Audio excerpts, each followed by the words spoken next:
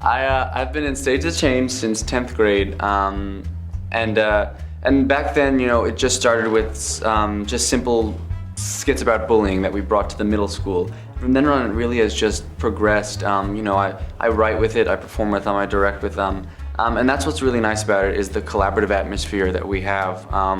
And there's no hierarchy, nobody is above everybody else. We're all just artists working together to try to get a message across. The thing is that when we go to the middle school, for instance, when we did our bully project, I think the big thing from the start was that we didn't just want to be another bully project. We wanted to think, what works and what doesn't work about your typical bully program. And the other thing was that we knew that these kids knew what bullying is. Kids know what out there bullying is. We wanted to present them with bullying, but instead of saying we're going to show you what bullying is, we wanted to say, you know what bullying is, we know what bullying is, we're going to offer some solutions and we want you to help us make that a reality. It's 500. Trick question. It's 5.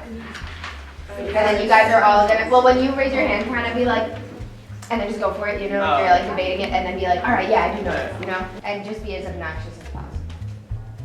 We talk and we talk and we talk, and that really is where we get all of our ideas from.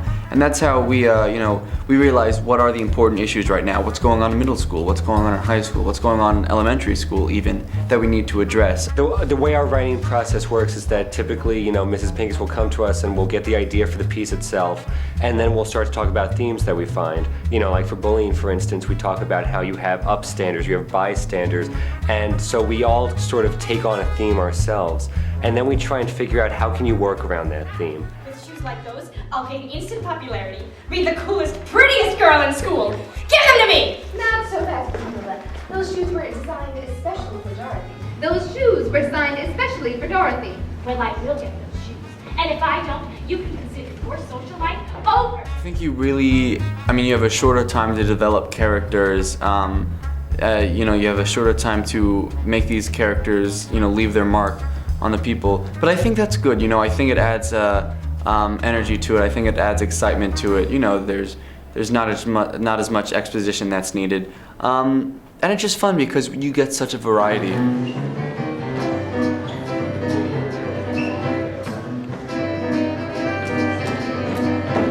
When life gets bad, don't feel so sick, you filter it, just grab a phone and snap a pic and filter it, life's not always radiant, you gotta click a gradient, no need to be a lady in despair, cause here you are an artist even when there's not an ounce of talent there.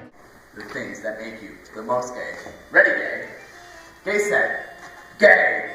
I own platform shoes. I watched Twilight 20 times in a row and didn't blink once. I can dance to the entire score of Cats without breaking a sweat. For me personally, what I think I'm going for right now is that I want to do theater that gets people going.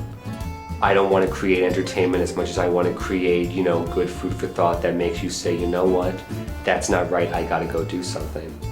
And that's just what I love, if I just touch one person in the crowd, if I make one person feel something, then it really is all worth it. And just to be a part of that, to just, be in charge, of getting a message across and helping others, whether it's laugh at a joke or, tear up at anything, that really is just where the magic comes in for me. I wasn't always comfortable, but with the right people to support you, it gets miles better.